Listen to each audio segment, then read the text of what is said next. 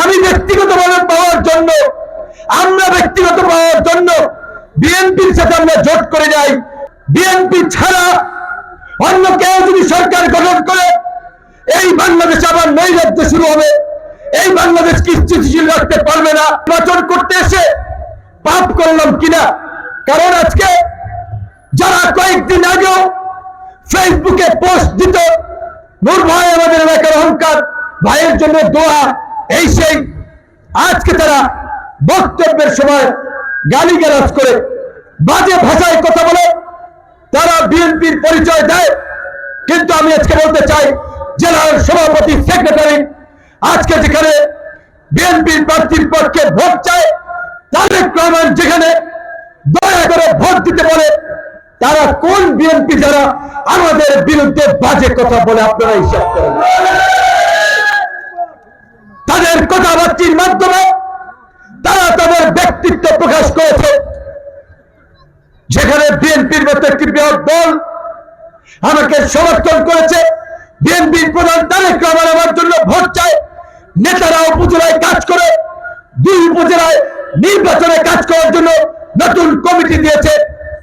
গণ অধিকার পরিষদের একটা ছোটখাটো স্ট্রাকচার আছে, সেখানে আমাদের সাথে কাজ করার জন্য আমাদের সমাবেশে আসলে হুমকি দেয়। পরিষ্কারভাবে বলে দিতে চাই, আমাদের নেতা কর্মীদেরকে হুমকি ধামকি দিয়ে 24 ঘন্টা এলাকায় থাকতে পারবেন না। 24 ঘন্টা, কিন্তু এলাকার পরিবেশ ঠান্ডা রাখতে চাই। মানুষ যেন না বলতে পারে ওই যে ভিপি সাহেব ধরাধরি লড়ালড়ি শুরু করাইছে, তাই গায়ের গোস্ত গায়ে কান্নাইয়া চুপচাপ শুনে যাচ্ছি, দেখে যাচ্ছি। আজকে ইতিমধ্যেই চরবরান, বকুলবাড়িয়া সহ আমখোলা সেদিন আমাদের সমাবেশ আসতে আমাদের ভাইদেরকে বলা দিয়েছে, বিচ্ছিন্ন ভাবে কয়েকজন উপরে হামলা করেছে। আজকে যখন হিন্দু সম্প্রদায়ের ভাইদের কাছে গিয়েছি, তারা বলেছে, দাদা ভোটের পরে সবসময় আমাদের সাথে একটা ঝামেলা হয়, আপনি ভালো মানুষ, নরম সরম মানুষ, আমরা আপনাকে ভোট দিতে চাই, কিন্তু মিছিল মিটিং এ যাইতে ভয় হয়। তাই আজকে আমি আপনার উদ্দেশ্যে বলতে চাই, আমার ওই হিন্দু সম্প্রদায়ের ভাইদেরকে, আমি ঢাকা বিশ্ববিদ্যালয় থেকে পড়াশোনা করেছি, আমরা প্রগতিশীল চিন্তার মানুষ, অসাম্প্রদায়িক চিন্তার মানুষ।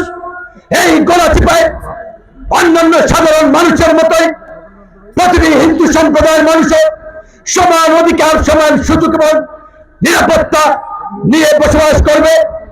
কেউ যদি তাদের দিকে বাঁকা চোখে তাকায়, কেউ যদি তাদেরকে কটু কথা বলে, এইখানে উপজেলা বিএনপির সেক্রেটারি আছেন, জয়েন্ট সেক্রেটারি সৌরভ ভাই, শিবু ভাই সহ সকল নেতৃবৃন্দকে বলবো, গণ অধিকার পরিষদের নেতৃবৃন্দকে বলবো, সাথে সাথে তার পাশে দাঁড়াবেন।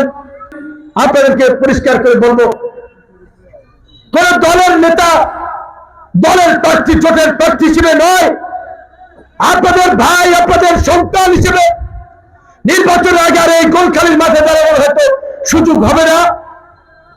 আপনাদেরকে অনুরোধ করতে চাই, তারেক রহমানের শ্রেয় থেকে আমাদেরকে দূরে সরাবেন না।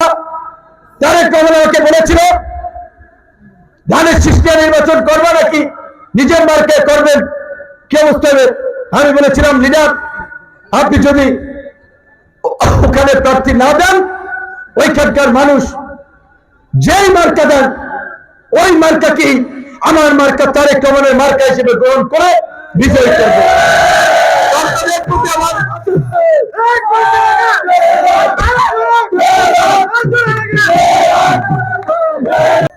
বরিশালে জনাব তারেক রহমান এসেছিলেন, একটি বক্তব্য আপনারা শুনেছেন।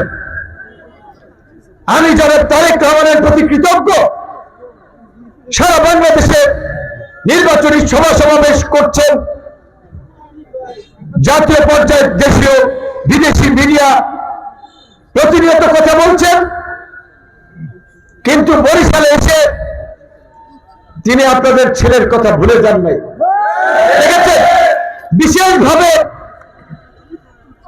গুরুত্ব দিয়ে বলেছেন, আপনি শুনেছেন যে গলাচিপার উপজেলা বিএনপির সদস্য সচিব আলতাফ ভাই যেটা বলেছেন যে তিনি ওই মাঠে বেশিরভাগ নেতা কর্মী ছিল বিএনপি, তিনি নির্দেশ দিতে পারতেন যে আপনারা ভিপি নূরকে বিজয়ী করবেন, কিন্তু তিনি বিনয়ের সাথে বলেছেন যে দয়া করে ভিপি নূরকে বিজয়ী করে আনবেন, সেও আমাদের একজন।